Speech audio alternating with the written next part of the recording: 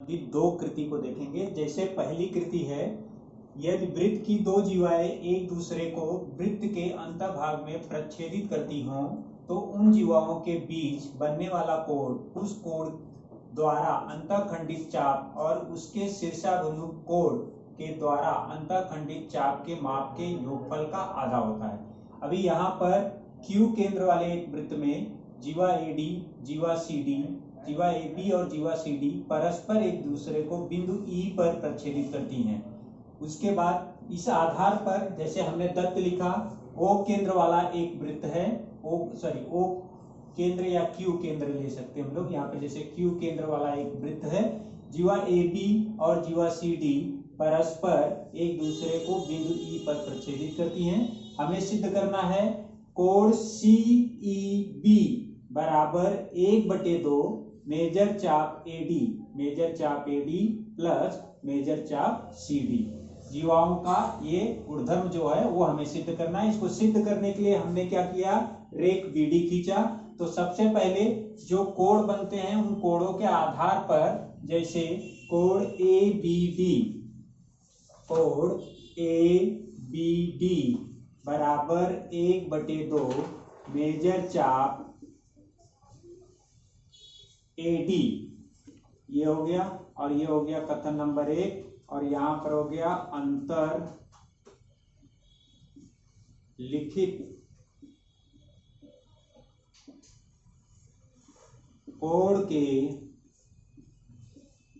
प्रमेय से, अंतरलिखित कोण के प्रमेय से, ये हमने लिख दिया अंतरलिखित कोण के प्रमेय से ABD। अब दूसरा जैसे हमें लिखना है तो दूसरा वाला कोण कौन सा है, जैसे CDB, वो भी यहाँ पर हो जाएगा कोण CDB बराबर 1/2 मेजर चाप CDB, क्या हो जाएगा 1/2 यह हो जाएगा मेजर चाप BC,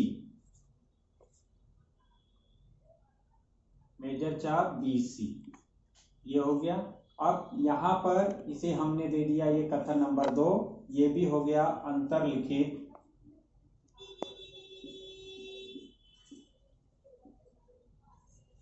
कोण के प्रमेय से, अंतरलिखित कोण के प्रमेय से, ये हमने लिख दिया, ये हो गया।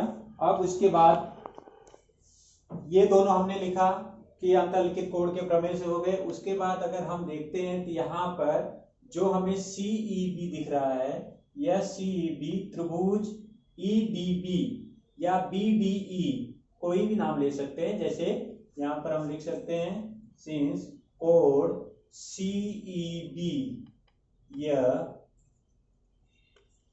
त्रिभुज EDB का बहिष्कोण है,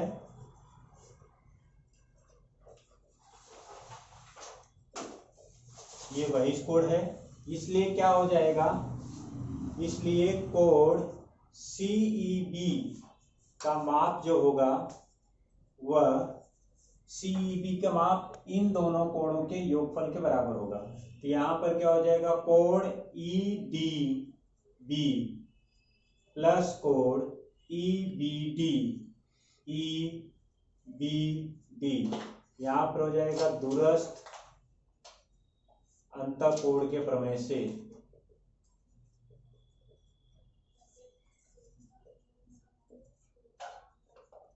दूरस्थ अंतःकोण के प्रमेय से, ये हो गया।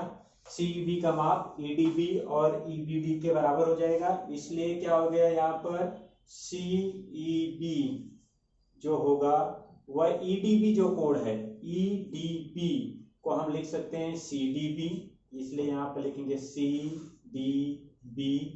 और कोण EBD को हम लिख सकते हैं ABD, इसलिए कोण ABD। और हमने ये क्यों लिखा, क्योंकि CDB को हम इसलिए लिखे क्योंकि D' था, E' एक रेखी, और उसके बाद हमने ABD जो लिखा वो है A' E' B, इस कारण से हमने ये लिखा।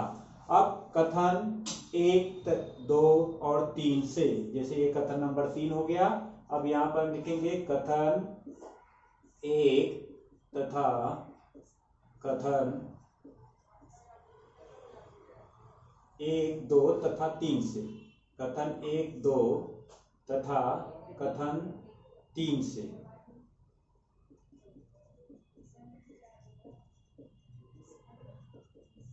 कथन 3 से हमें क्या मिल जाएगा? अब इन दोनों को अगर देखते हैं, CDB है और ये ABD है। CDB और ABD जो है उसको हम क्या लिख सकते हैं, उसका मान रख देंगे, इसलिए हो जाएगा CEB बराबर 1/2 मेजर चाप AD प्लस 1/2 मेजर चाप BC। ये हो गया।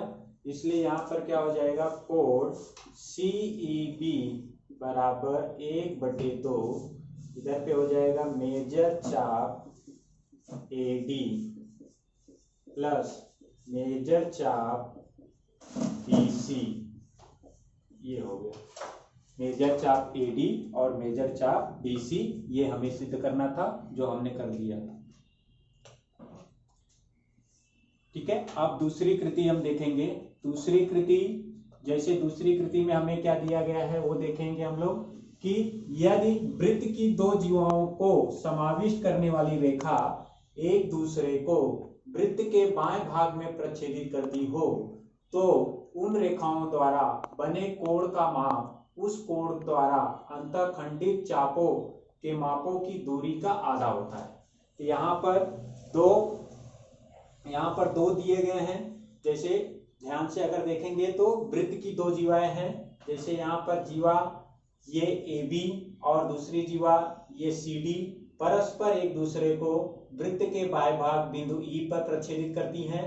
तो इन जीवाओं के प्रतिच्छेदन करने पर उनके चापों के जो चाप बनते हैं उन चापों का माप उस कोण के माप का, चापों के मापों का योगफल उस कोण के माप का आधा होगा। तो यहाँ पर O केंद्र वाले वृत्त में अगर हम दत्त में देखते हैं, O केंद्र वाले वृत्त में एक वृत्त है, जीवा AB और जीवा CD परस्पर एक दूसरे को बिंदु E पर प्रच्छेदित करती हैं। कोण ABC, ये जो कोण ABC है ये हमें सिद्ध करना है। यह मेजर चाप AC माइनस मेजर चाप BD इसके बराबर है। सॉरी, जीवाओं के जो सम्मुख जो चाप होते हैं उन चापों के अंतर के बराबर होता है। इसको सिद्ध करने के लिए हमने रेख BC खींचा। अब रेख BC खींचा तो उसी तरीके से जैसा हमने पहले किया था ठीक उसी तरीके से हमें करना है। यहाँ पर सबसे पहले हमें क्या करना है कि जो अंतरलिखित कोण से हमें जो कोणों के माप मिलते हैं वो कोणों के माप हमें लिखने हैं। तो सबसे पहले यहाँ पर ये जो कोण दिख रहा है कोण ABC, यहाँ पे लिखेंगे कोण ABC बराबर 1/2 मेजर चाप AC। यहाँ पर कथन नंबर 1 और ये हो जाएगा अंतरलिखित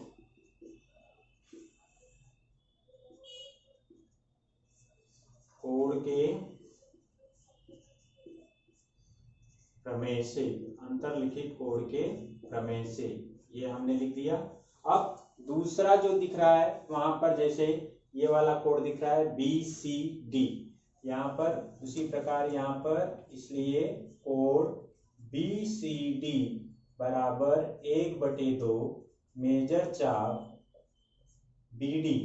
ये भी किससे हो गया, ये कथन नंबर 2, ये भी हो गया अंतरलिखित कोण के प्रमेय से।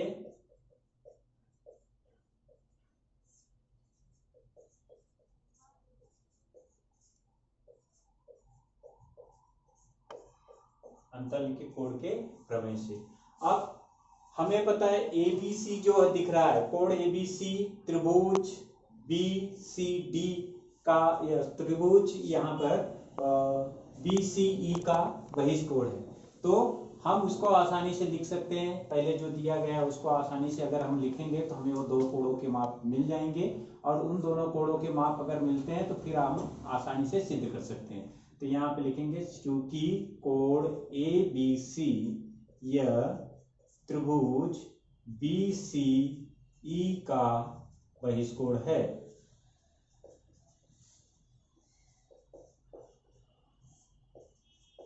ये बहिष्कोण है, इसलिए कोण ABC का जो माप होगा वह इन दोनों कोणों के मापों के योगफल के बराबर होगा। मतलब कोण BCD, कोण BCD जो दिया गया है वो यहाँ पर आ जाएगा कोण BCD प्लस कोण दूसरा जो दिया है कोण वो क्या हो जाएगा, अगर उसमें दिया है पहला दूसरा कोण जो दिया गया जैसे यहाँ पर ये BCD हो गया, दूसरा हो जाएगा BEC, क्या हो जाएगा BEC, कोण BEC ये हो जाएगा। अब ध्यान से अगर हम लोग देखते हैं तो सबसे पहले सभी कोणों को हम अलग अलग तरीके से लिख सकते हैं। यहाँ पर ABC का मान कथन 1 में दिया गया है और BCD का मान कथन 2 में दिया गया है।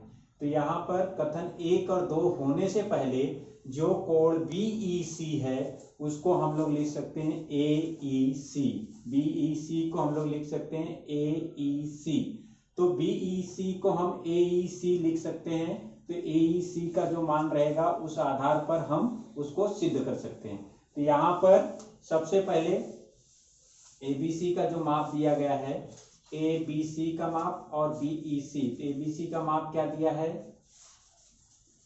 एक मिनट,